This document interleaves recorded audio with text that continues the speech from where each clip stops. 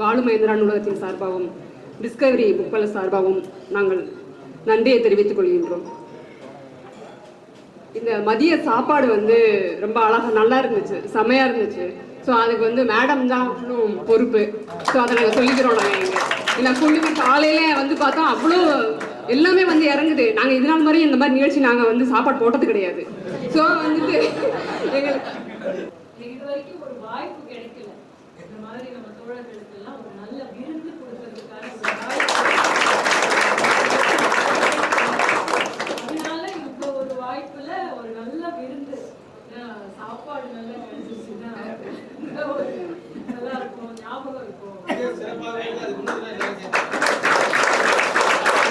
அதே மாதிரி அந்த டீ பரிமாறப்பட்டது அந்த துப்புரவு தொழிலாளருக்கு தான் ஃபர்ஸ்ட் மேடம் பரிமாறினாங்க. ஸோ அதை தான் நான் சொல்லிக்கிறேன். அவங்களை பொறுத்தவரை ரொம்ப ரொம்ப அதை பார்த்தோன்னே எனக்குமே ஒரு இதாகிடுச்சு. என்னடா அவங்க ஒரு 3 பேர் உட்காந்துருக்குறாங்க டீ குடிங்க அப்படின்னு சொல்கிறதுன்றது ரொம்ப ஒரு இதாக இருந்துச்சு நிகழ்ச்சியாக.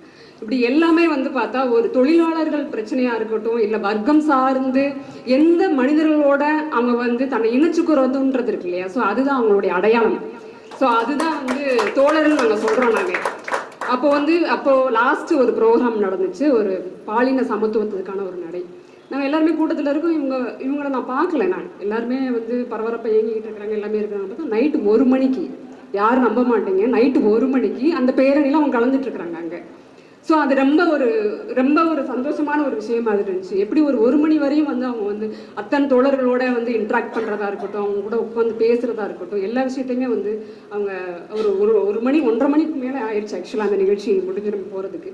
ஸோ அந்த மாதிரி தன்னை சமூகத்திற்காக தன்னை மிக ஒரு முக்கியமாக அர்ப்பணிச்சுக்கிட்ட ஒரு தோழர் கூட அவங்க.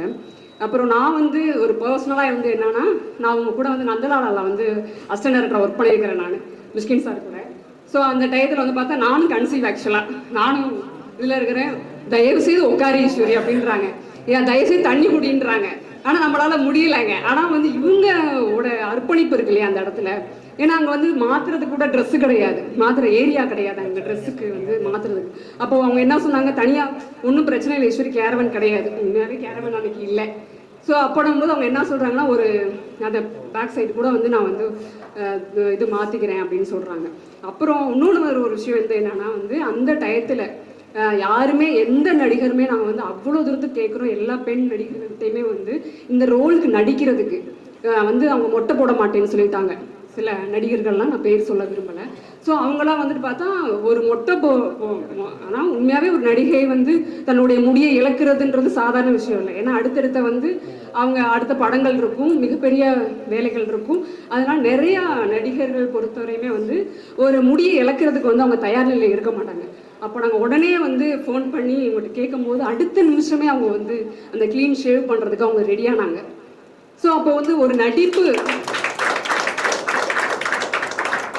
ஒரு நடிப்பு மீது ஆர்வம் உள்ள நபரால் தான் ஒரு நிமிஷம். ஏன்னா நாங்கள் ஒரு 15 பேர்த்த நாங்கள் ட்ரை பண்ணிகிட்டே இருக்கிறோம். எவ்வளோ அமௌண்ட் வேறு கொடுக்குறதுக்கு ரெடி பண்ணுறோம். ஆனால் சில பேர் பார்கெயின் பண்ணுறாங்க, சில பேர் முடியலைன்னு சொல்லிட்டு அப்போ குறைஞ்ச தொகையை தான் அவங்களுக்கு கொடுக்க முடிஞ்சிச்சு. ஸோ அந்த அடிப்படையில் தான் தேர்வு செஞ்சு அப்புறம் அந்த இதுக்கு வந்தாச்சு, ஸ்பாட்டுக்கு வந்துட்டாங்க. அவங்க ஸ்பாட்டுக்கு வந்தோடனே அந்த கேரக்டராகவே மாறுறது இருக்கு. ஒரு மனநிலை பாதிக்கப்பட்ட ஒரு பெண்ணாகவே மாறுறது இருக்குல்ல. நான் உண்மையாகவே கண்ணு கலங்கி போய் நிற்கிறோம் எல்லாருமே. அந்த ஷார்ட்ல சார் மிஸ்கின் சார் உங்களை தூக்கணும் பார்த்தா ஹோல் யூனிட்டுமே அன்னைக்கு பார்த்தா ஃபுல்லாக அழுக. ஸோ அந்த அளவுக்கு உங்களுடைய பெர்ஃபார்மன்ஸ் இருக்கு இல்லையா. ஸோ அதுதான் நம்ம எல்லாருமே அழுதுட்டு நிற்கிறோம். நாங்கள் கேமராமேன்லாம் கண்ணை இது பண்ணுறா தம்பி இருந்திருப்பாருன்னு நினைக்கிறேன் ஆக்சுவலாக. ஸோ அப்போ கண்ணை இது பண்ணிட்டு பார்த்தா எல்லாருமே அழுதுட்டு இருக்கோம்.